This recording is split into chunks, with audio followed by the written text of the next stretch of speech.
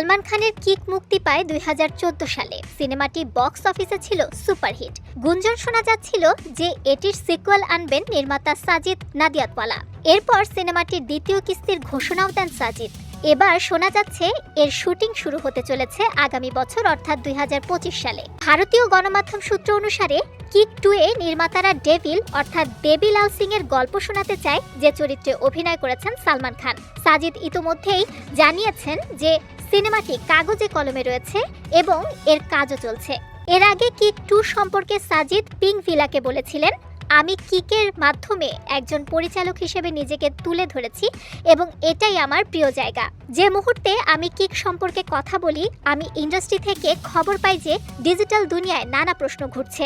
কখন কিক 2 মুক্তি পাবে সেটাই দেখার অপেক্ষায় সবাই। এবার আমি সবাইকে প্রতিশ্রুতি দিচ্ছি যে কিকের আরও একটি এক্সটেনশন আসবে। বর্তমানে সালমান খান রশ্মিকা মান্দানার সঙ্গে সিকান্দারের শুটিংয়ে ব্যস্ত রয়েছেন, যা আগামী বছর অর্থাৎ 2025 সালের ঈদে মুক্তি পাবে।